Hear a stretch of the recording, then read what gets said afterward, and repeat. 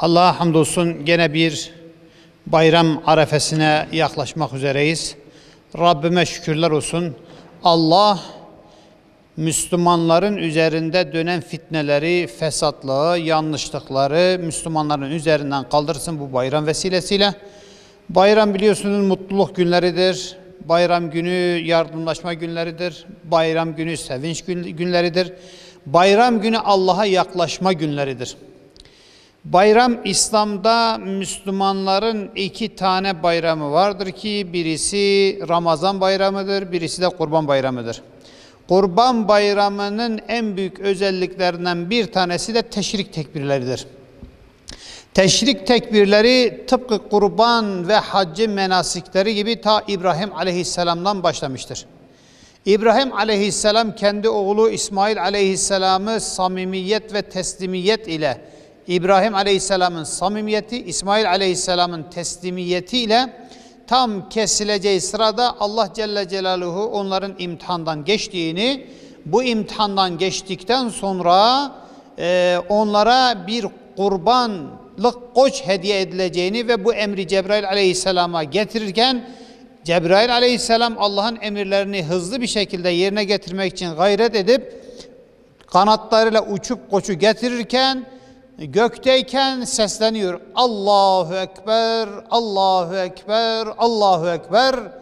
Bu üç tekbiri getirirken hem Allah'ın büyüklüğünü söylüyor. Bunda en büyük hikmet budur. İkincisi Hazreti İbrahim Aleyhisselam'a mesaj veriyor. Bekle diyor, sabret diyor, sana yetişiyorum diyor. Hani namaz içerisinde hata yapıldığı zaman veyahut da dışarıda gelen cemaate yetişmek için nasıl Subhanallah lafını kullanıyorsa orada da Cebrail Aleyhisselam tekbir getiriyor ve İbrahim Aleyhisselam'ın dikkatini çekiyor. İbrahim Aleyhisselam'ın dikkatini çekip de Cebrail Aleyhisselam'a dönüp baktığı zaman o da ona karşılık veriyor. La ilahe illallah vallahu ekber diyor.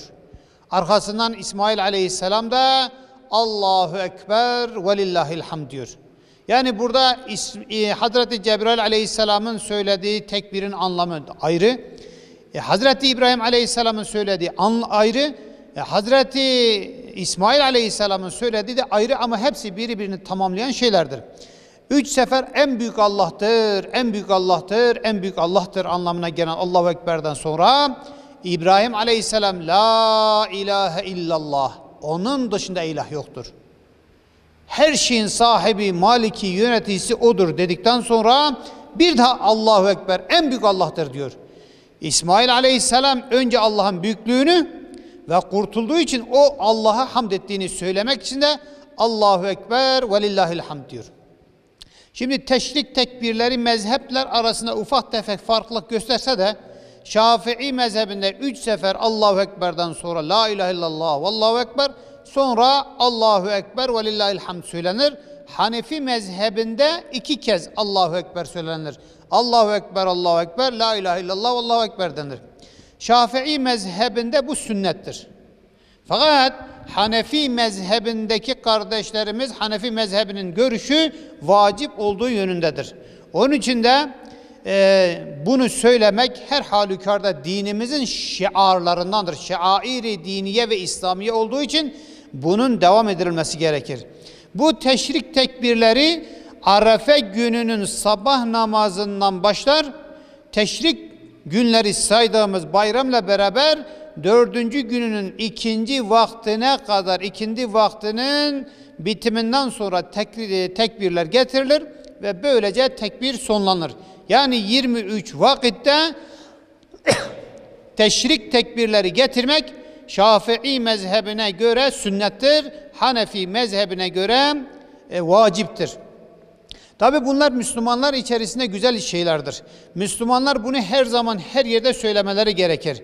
Hazreti Ali radıyallahu anh'a Peygamber aleyhissalatü vesselam emri veriyor ve diyor git ey Hasan ve Ammar bin Yasir bunu caminin girişinde Müslümanlara öğret. O gün bugündür elhamdülillah Müslümanlar da Peygamber aleyhissalatü vesselam'a duydukları sevgiden, Allah'a duydukları sevgiden, kendi aralarındaki şefkattan, birlik ve beraberliğin şiarı olan bu adeti devam ettiriyorlar.